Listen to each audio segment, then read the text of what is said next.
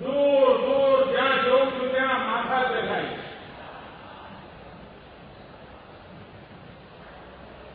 આવા ધોમધખતો તાપ હોય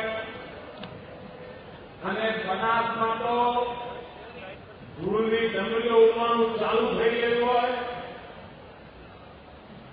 એ સમયે સામાન્ય જનનો ઉમંગ,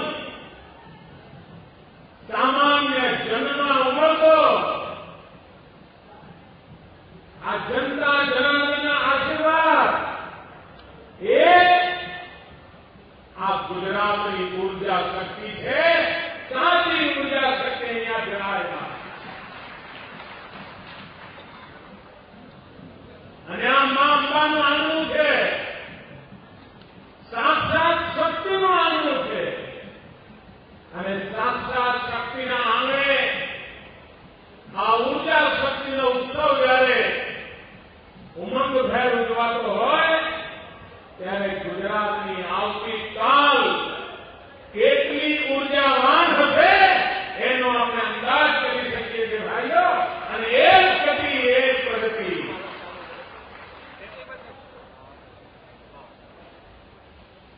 સ્વર્ણિમ જયંતિનો અવસર આપણે ઉજવી રહ્યા છીએ.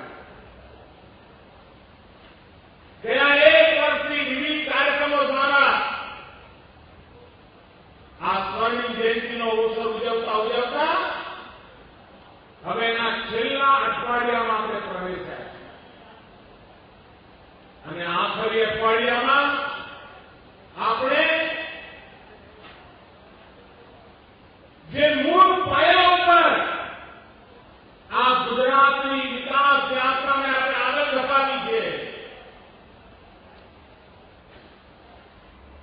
જે 5 પિલર ઉપર ગુજરાતના વિકાસ માળખાને એક ધારું આગળ ધપાવ્યું છે. એ 5 પિલર છે જ્ઞાન શક્તિ, જલશક્તિ, જનશક્તિ, રક્ષા શક્તિ અને ઉર્જા શક્તિ. આ 5 પિલર ઉપર ગુજરાતની વિકાસ યાત્રાને આપણે આગળ ધપાવી. સામાન્ય રીતે સરકારો નાના મોટા દબાણો વચ્ચે તત્કાલીન આવશ્યકતાઓ અનુસાર ચૂંટણીઓને ધ્યાનમાં રાખીને કામ કરવા ટેવાયેલી હોય અને પરિણામે ટુકડે ટુકડે નાના મોટા કામ થયા કરતા હોય, આગળ ફિગર વ્યવસ્થાઓ ચાલ્યા કરતી હોય, બજેટ ખર્ચાતા હોય અને જે વિસ્તારમાં નાનું મોટું કામ થાય એના લોકોને થોડો સંતોષ થઈ જાય. આ જ રીતે આખા દેશમાં ગયા 60 વર્ષથી સરકારો ચલાવવાની પદ્ધતિ રહી છે. આપણે એમાંથી બહાર આવે, મૂળભૂત ફેરફાર કર્યો કે સરકારે તત્કાલીન આવશ્યકતાઓની પૂર્તિ તો કરવી જ પડે, પણ આખી સરકાર ફાયર ફાઈટરની જેમ તત્કાલીન કામો કર્યા કરે તો લાંબા ગાળાના વિકાસનો પાયો કોણ રચશે? અને તેથી ગુજરાતે ચીલો ચાંપ્યો. ગુજરાતે વિકાસની નવી રેખા અંકિત કરી અને આપણે નક્કી કર્યું કે અમે આવશ્યકતા પ્રમાણે પ્રજાહિતના કામો તો કરીશું, એમાં ક્યાંય કચાશ નહીં રાખીએ, પણ એટલું કરીને અટકીશું નહીં. અમે મૂળભૂત કામોમાં જોર લગાવીશું જેથી કરીને આવનારી પેઢીઓ સુધી આ ગુજરાતને પાછળ વળી જોવાનો વારો ના. મારે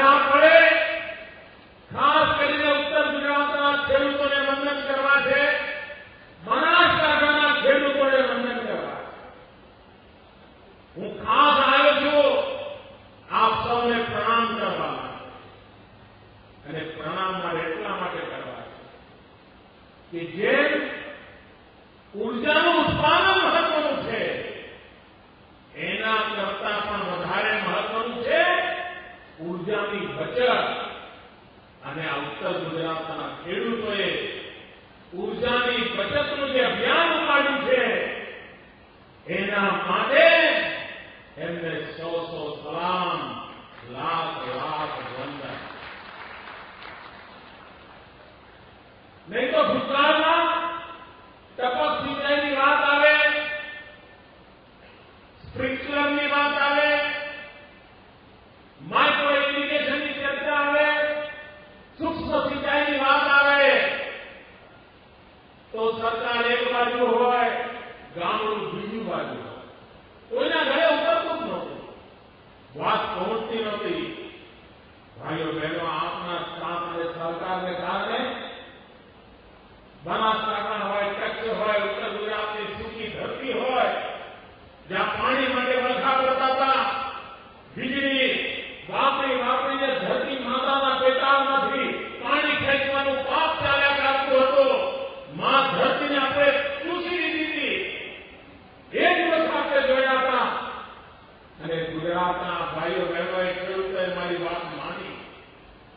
drip irrigation, sprinkler, micro irrigation એનો સ્વીકાર કર્યો અને એનો લાભ ખેડૂતોને પણ જોવા મળ્યો. આપણા હિન્દુસ્તાનના હેક્ટર દીઠ સૌથી વધારે બટાકા ઉત્પાદનનો વિક્રમ આ બનાસકાંઠાની ધરતીએ છે. આ બનાસકાંઠા પાટણના રણપટ્ટામાં ડ્રીપ ઇરિગેશન દ્વારા દાડમની ખેતી થાય. નહીં તો આપણે તો છોકરું માંદું હોય, ડોક્ટરે દાડમનો રસ પીવડાવવાનું કહ્યું હોય તો અમદાવાદ જઈએ તો માં દાડમ મળે દિવસો હતા. આજે બનાસકાંઠા, થરાદ, માઉનો પટ્ટો આપણા હિન્દુસ્તાનમાં દાડમ સપ્લાય કરતો. આ ખેતીનો બધા મળ્યો, પણ એમણે ઉર્જા પણ બચાવી, પાણી પણ બચાવ્યું. અને આ જ આપણી સાચી શક્તિ છે. બીજી બાજુ આપણને બધાને ખબર છે ભાઈઓ, જેમને નથી જ જોવું એમને તમે ગમે તેટલા ઇન્જેક્શન આપો ને ભાઈ, તો એ દેખાવાનું નથી.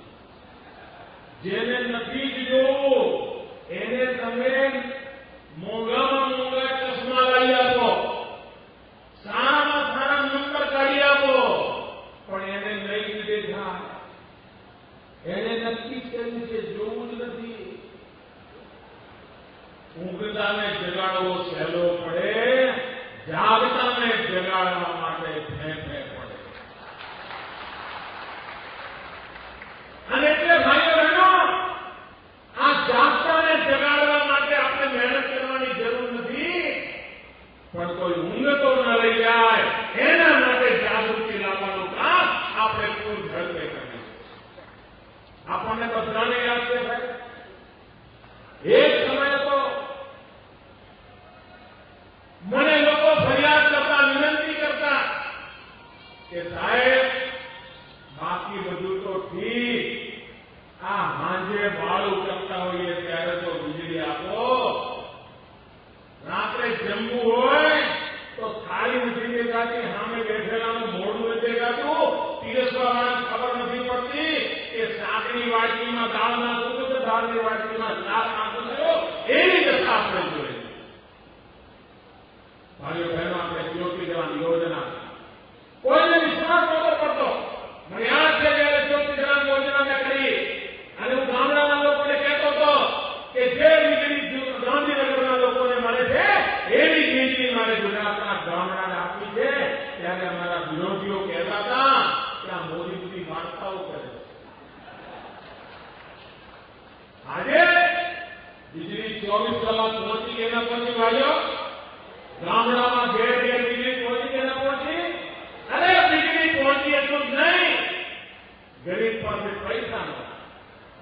ગરીબને બિચારાને ઘરમાં નાનકડો એક બલ્બ લગાવો તો એની પાસે પૈસા નહોતા. ગયા 2 જ વર્ષમાં 7 લાખ કરતા વધારે ઝૂંપડાઓમાં ગરીબીની રેખા નીચે જીવનારાઓને સરકારી ખર્ચે વીજળી કનેક્શન આપી એના ઘરમાં પણ ઉજાસ કરવાનું કામ આપણે ભાઈઓ બહેનો, આ જ્યોતિગ્રામ યોજના, આ વીજળીનો પ્રવાહ માત્ર અંધારું દૂર કરીને અજવાળું થાય એટલા સીમિત હેતુ માટે નહોતું. આ અજવાળું તો જિંદગીના અંધકારને દૂર કરીને ભાવિના અજવાળને પ્રકાશવા માટે હતું. અને આજે શરૂઆત ભાઈઓ બહેનો, મને આ 1 કલાક થયો. હું કલાકથી અહીંયા જે પ્રદર્શન મૂક્યું છે ને એમાં ફરતો.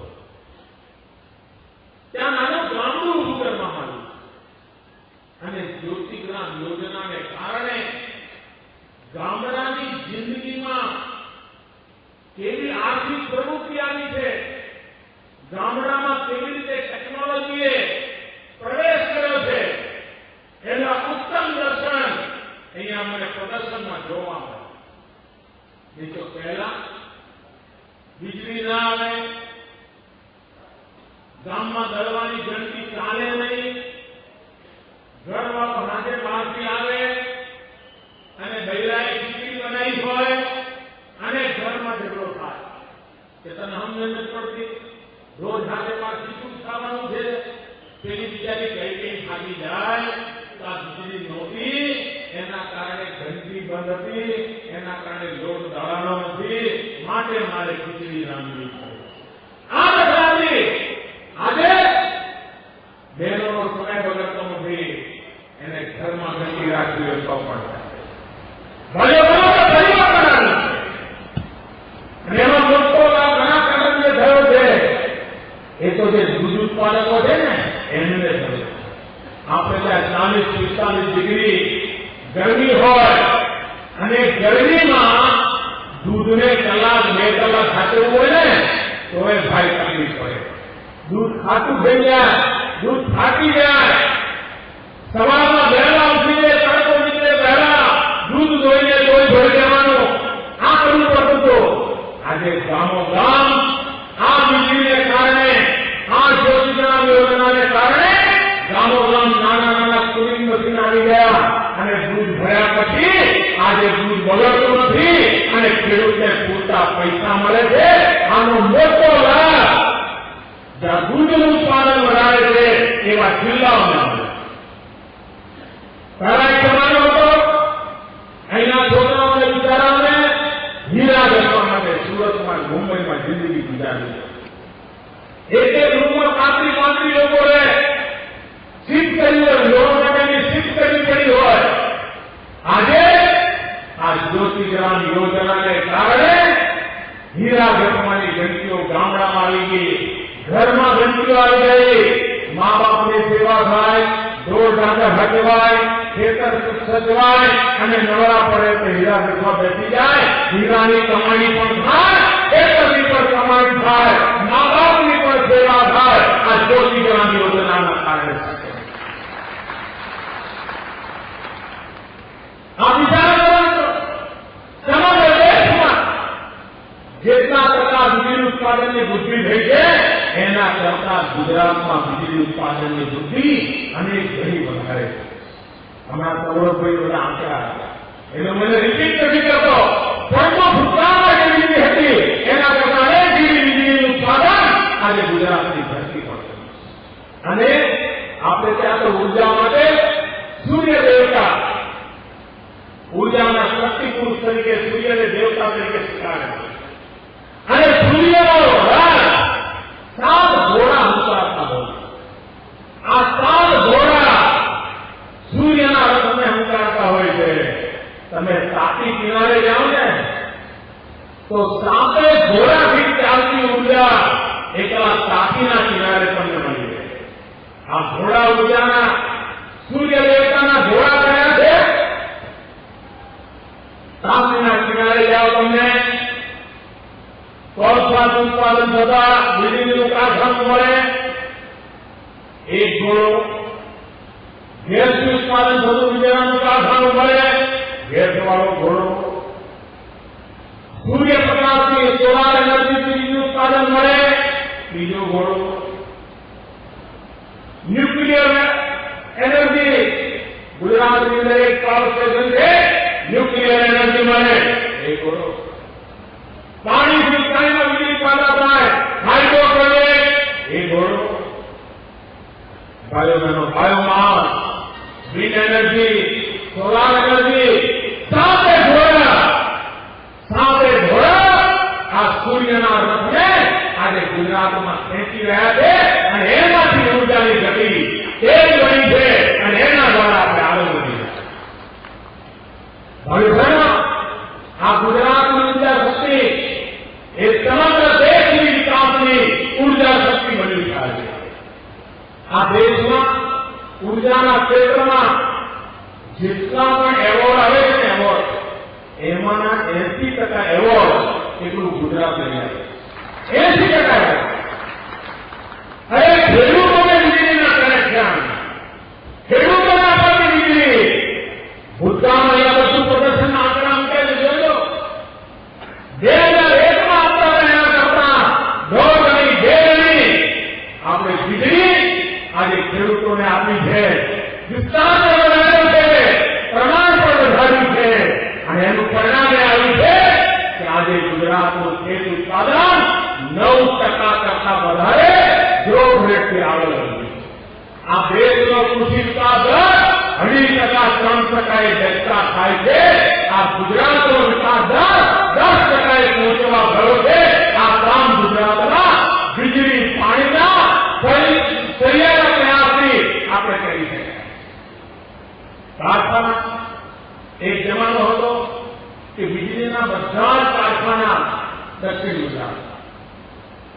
આખા ગુજરાતમાં કુલ વીજળી ઉત્પાદન થતી હતી એની 80% વીજળી સુરત આસપાસ ઉત્પાદન થતી અને પરિણામે વીજળી વહનની તકલીફો, બધાને સમયમાં વીજળી મળે એમાં રૂકાવટો, લાઈન લોસના પ્રોબ્લેમ, ચોરીના પ્રોબ્લેમ, આ બધું રહેતું હતું.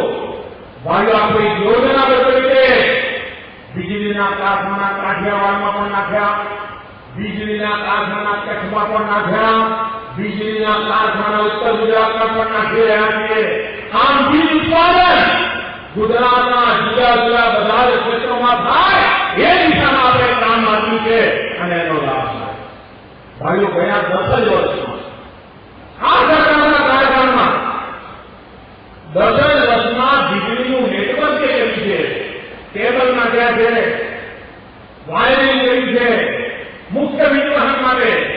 તમે આખા ગુજરાતની 5 વખત પરિક્રમા કરો ને અને જેટલા કિલોમીટર થાય એના કરતા વધારે કિલોમીટરના કેબલ આ 10 જ વર્ષમાં આખા ગુજરાતમાં પાથર્યા છે અને પાથરીને આપણે સેવા.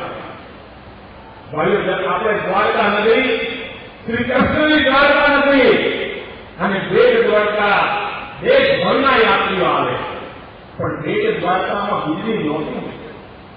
હમણાં સુધી દેશ દ્વારકામાં વીજળી નહોતી. આપણે સમગ્ર દેશમાં સમુદ્રની અંદર લાંબામાં લાંબો કેબલ, દ્વારકાથી બેટ દ્વારકા દરિયાની અંદર લાંબામાં લાંબો કેબલ નાખીને આજે બેટ દ્વારકાને વીજળી પહોંચાડવાના કામમાં સમગ્ર હિન્દુસ્તાનમાં નંબર 1 પર આવ્યા. હવે મક્કમ નિર્ધાર હોય કેવી રીતે કામ કરી શકાય છે એનું ઉદાહરણ આ બેટ દ્વારકામાં સમુદ્રની અંદર કેબલ નાખીને લાંબામાં લાંબો કેબલ નાખીને ગુજરાતની અંદર એક નવો ઇતિહાસ. ગરીબને વીજળી મળે, શક્તિ મળે, ગરીબને વીજળીનું કનેક્શન મફતમાં મળે, ગરીબના ઘરમાં પણ જોવાનું જાય એના માટેનું કામ પણ આપણે ઉપાડ્યું છે. એટલું જ નહીં, સોલાર એનર્જી આ ઉત્તર ગુજરાતના રાધનપુરમાં છે. સોલાર પ્લાન્ટ બનાવી દેવાયો. નહીં તો આપણે આ ધોમ ધરતો તાપ આપણને અકળાવતો હતો, આપણી ચામડી ચીરી નાખતો હતો, આપણા ખેતરોને સૂકવી નાખતો હતો, આપણા પાણી તળાવની નાનકડી જગ્યા હોય તો સૂકવી નાખતો હતો અને આ સૂરજનો તાપ આપણને કાળ ઝાડ લાગતો હતો ભાઈઓ, કાળ ઝાડ લાગતો હતો. એમાં અમે બદલ કર્યો. એ દુનિયાનો કાળ સોનું કેમ બને? એ દુનિયાનો કાળ આવતીકાલે ઉત્તર ગુજરાતની આર્થિક પ્રગતિનું કાળ કેમ બને? અને એના માટે આવનારી પેઢીઓની જિંદગી બચાવવા માટે, પર્યાવરણની રક્ષા, આવનારી પેઢીઓના સુખની ચિંતા કરવા માટે, ઉર્જાના ઉત્પાદન કરનારા સંસાધનોની બચત એને ધ્યાનમાં રાખીને સોલાર એનર્જીનું ઉત્પાદન કર્યું છે. અને ભાઈઓ બહેનો, આ તમારા ઉત્તર ગુજરાતમાં રાધનપુર ખાતે ઉભું કરેલો સોલાર પાર્ક એ માત્ર ગુજરાતનું સોલાર કેપિટલ બનવાનો જેવું નહીં, આ ગુજરાતનો સોલાર પાર્ક આખી દુનિયાનું સોલાર કેપિટલ બનવાનો છે. આખી દુનિયામાં ક્યાં એક સાથે આટલી મોટી સોલાર વીજ ઉત્પાદનનું કામ નથી થયું. એ વિડીયો આપણે ઉતાર્યું છે. અને ભારત સરકાર એને નીતિઓ બનાવી, હજુ એમનો કે મેળ પડતો નથી. અને આપણું તો સપનું છે ગાંધીનગરને સોલાર સિટી બનાવવાનું સપનું.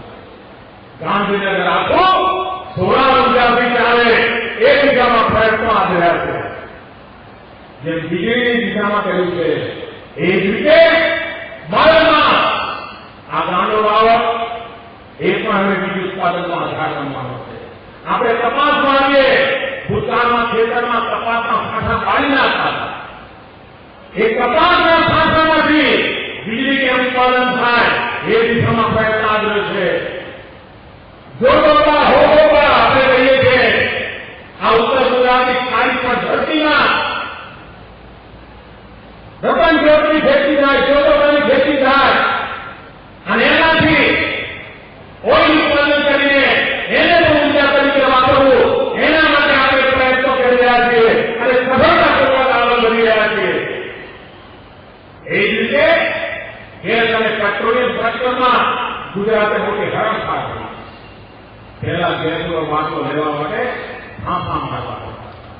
આજે ગુજરાતની અંદર લાખો પરિવારોના જે રસોડાના પાઇપલાઇનથી પાણી આવે છે એ જ રીતે આજે ગુજરાતમાં મારી બહેનોને રસોડામાં ચૂલો સળગાવવા માટે પાઇપલાઇનથી ગેસ મળે એના માટેનું આપણે કામ કર્યું.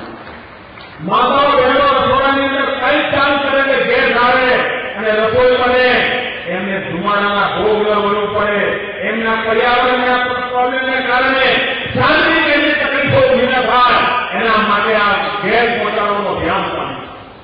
કરોડો રૂપિયાની પાઇપલાઇનો નાખી રહ્યા છે. 2200 કિલોમીટર લાંબી પાઇપલાઇન આ ગેસ ઘેર ઘેર પહોંચાડવા માટે કરી છે. અને મારે પાલનપુરને ખુશીના સમાચાર આપવા છે.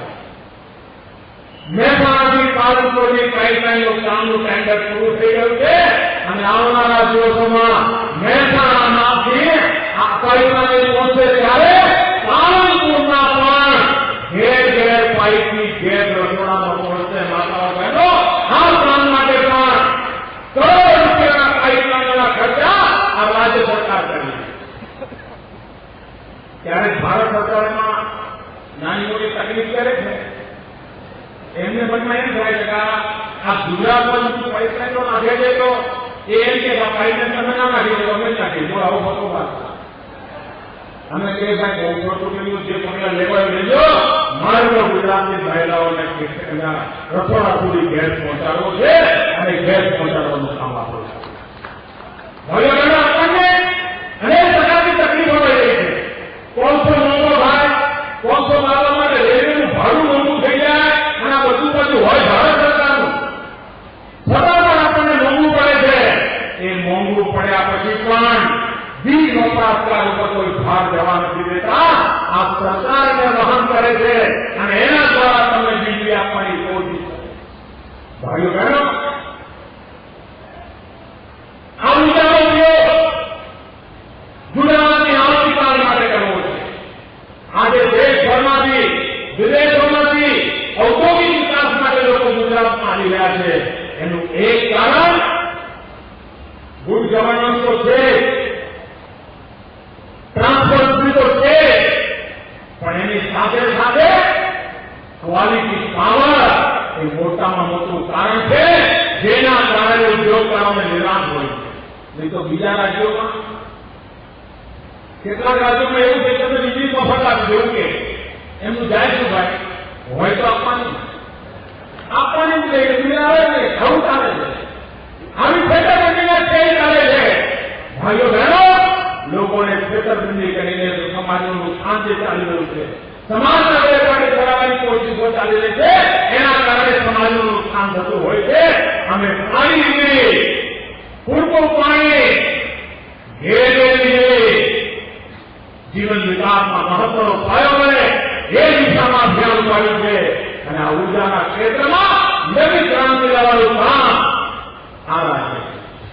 ભાઈઓ બહેનો, આટલા ધોમ થતા તાપવા આખી ગુજરાત દેશની આ સ્વર્ણિમ જયંતિના અવસરે ગુજરાતને આંગણે આવી છે, ત્યારે આખી દુનિયાએ જોયું છે કે સ્વર્ણિમ જયંતિનો અવસર કેવી રીતે ઉજવાય. આપણે જનશક્તિના સાક્ષાત્કારનો ઉત્સવ બનાવી દીધો. ગુજરાતમાં પડેલી 6 કરોડ નાગરિકોની શક્તિ એને બહાર લાવવા માટે અવસર બનાવી દીધો, એને જોડવા માટે અવસર બનાવી દીધો.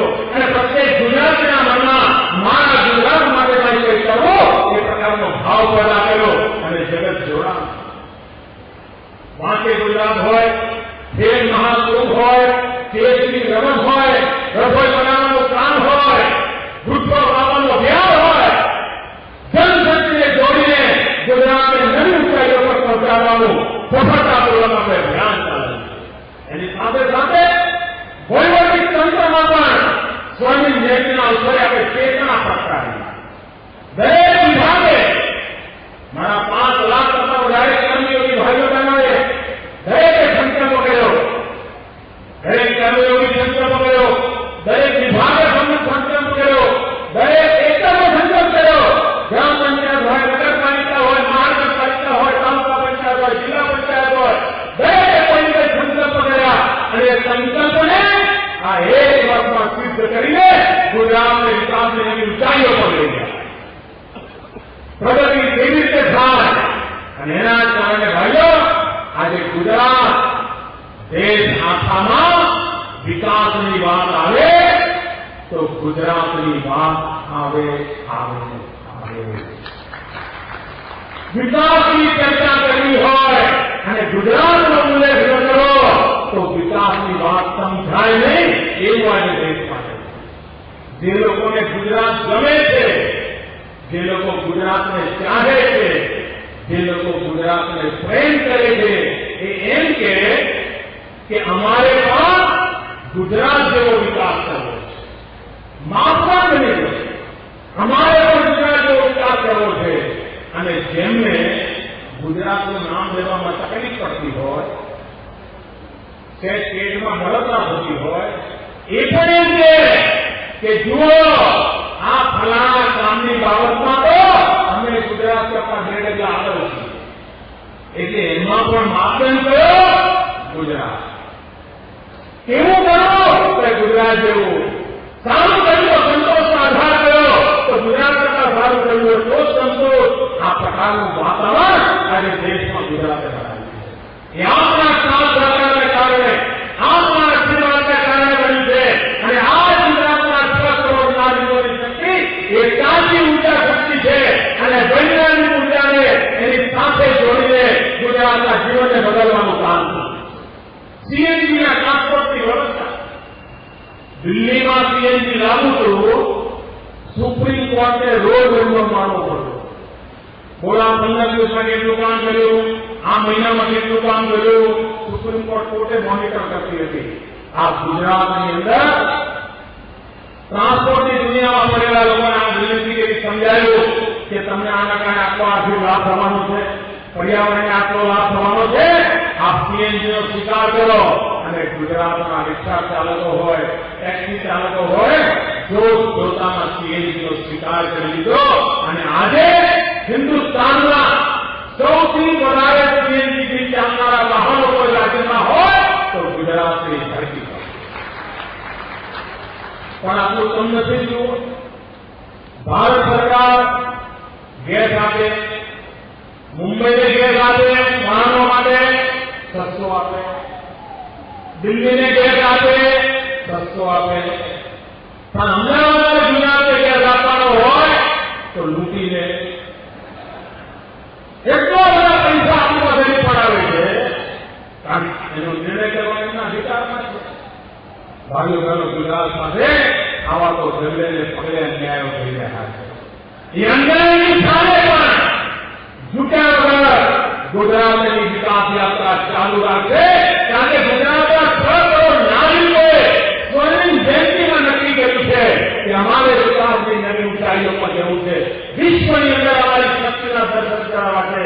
અને આ સ્વર્ણિમ જયંતિના સમાપન અવસરે આ ઊર્જા શક્તિના ઉત્સવમાં પધારે આ સૌને વિશ્વાસ આપું કે સ્વર્ણિમ જયંતિ અવસરની ઉજવણી પકડીએ આ વિકાસ યાત્રા કોરો ભાવે નથી. અમે આરામ કરવાની બેસવાનું, મારે તો પહેલી એ પૂરી નથી કે બીજી વયથી પર વિકાસની યાત્રાનો રસ્તો નથી.